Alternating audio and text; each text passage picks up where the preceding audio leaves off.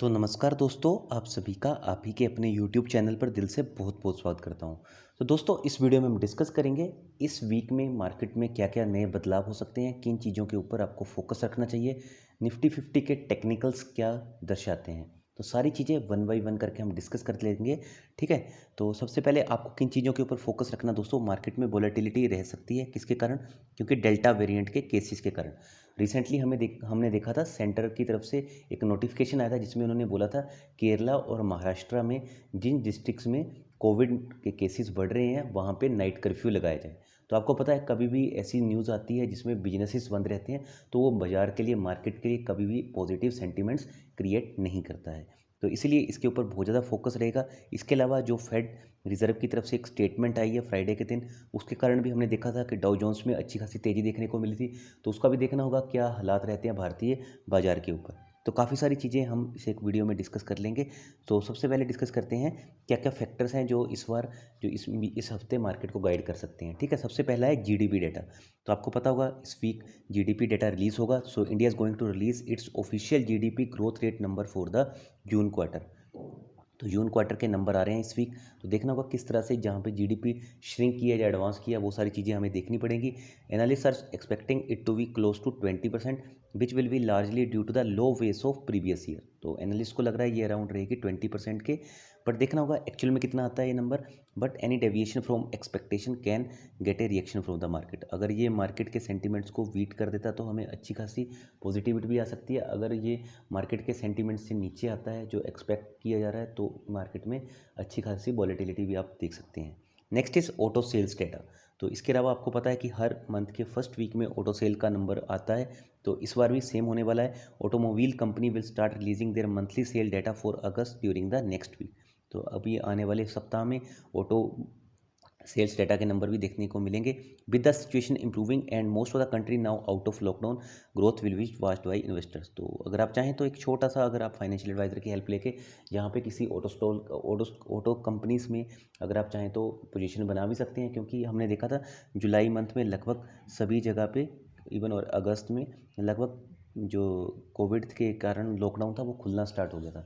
तो यहाँ पे एक उम्मीद लगाई जा रही है कि यहाँ पे अच्छी खासी हमें इस बार के ऑटो सेल के नंबर में जंप देखने को मिल सकता है। Sir number will also highlight how much the chip shortage is hampering production of vehicles. और चिप शॉर्टेज है, ये एक थोड़ा सा कंसर्न है, जिसके कारण कह रहा हूँ मैं आपको कि अपने फाइनेंशियल एडवाइजर की हेल्प लेके ही थोड़ा सा पोजीशन बनाना। क्योंकि चिप शॉर्टेज के कारण रिसेंटली आपने देखा है कि किस तरह से टाटा मोटर्स ने बयान दिया था।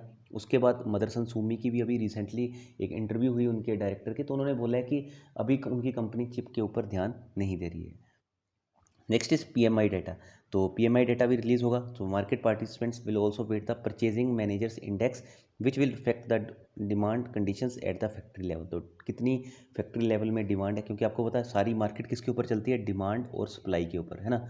अगर डिमांड बढ़ जाती है तो आपको पता है सप्लाई कम हो जाएगी। ठीक है। सॉरी, डिमांड अगर बहुत ज़्यादा बढ़ जाए तो सप्लाई आपको पता है ऑटोमेटिकली कम ही हो जाती है। ठीक है।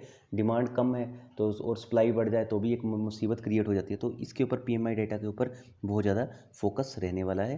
ठीक है। कंपनीज़ को किस तरह से यहाँ पे मैन्युफैक्चरिंग की ऑप्शंस मिलते हैं। Next is 2 IPOs. इसके अलावा 2 आईपीओस भी लॉन्च हो रहे हैं नेक्स्ट वीक में। कौन कौन से हैं, तो इसमें एमी ऑर्गेनिक्स और दूसरा है विजया डायग्नोस्टिक्स।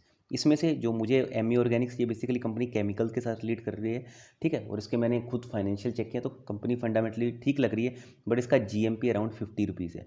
तो मैं वही कहूँगा अगर आप 600 से 650 रुपये के आसपास इसका बैंड भी है। ठीक है। तो रफली 8% 9% के आसपास ही इसका जीएमपी है। तो थोड़ा सा अगर मार्केट में सेंटीमेंट्स नेगेटिव होते हैं, मार्केट वैसे भी ऑल टाइम हाई पर चल रही है, तो यहाँ पे आपको हो सकता है कि डिस्काउंट पे भी देखने को मिले। बट कंपनी फंडामेंटली अच्छी दिखने को मिल रही है।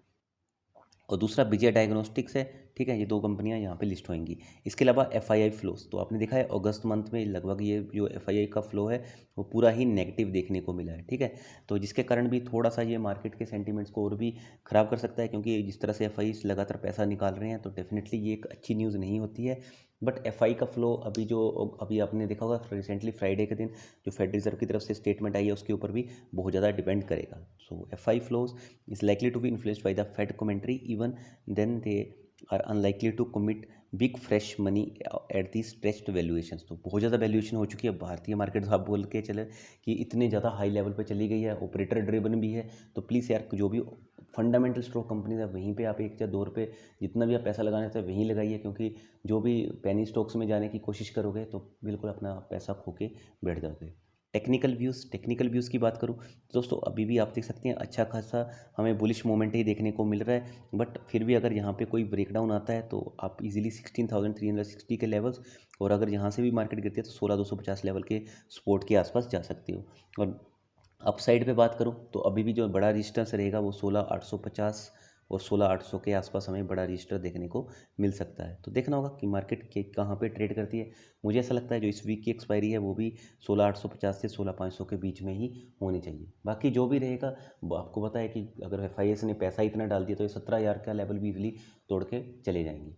तो काफ़ी सारी चीज़ें जिनके ऊपर आपको फोकस करना है, बट इनमें से सबसे ज़्यादा जो इंपॉर्टेंट है वो याद रख लेना, एक तो GDP डेटा के ऊपर फोकस रखना, दूसरा रखना आपको ऑटो सेल्स के नंबर के ऊपर। ये 2 चीज़ों के ऊपर आपको पूरा फोकस होना चाहिए, क्योंकि ऑटो सेल्स में क्या प्रॉब्लम है, कंपनी ऑटो सेल तो करेगी बट यहाँ पे चिप शॉर्टेज का जो मामला सामने आ रहा है। तो चलिए दोस्तों, इस वीडियो में इतना था। Thanks for watching the video. बहुत जल्दी मिलते हैं नेक्स्ट वीडियो के साथ। अपना कीमती समय मुझे देने के लिए, चैनल सब्सक्राइब करने के लिए आपका बहुत बहुत शुक्रिया।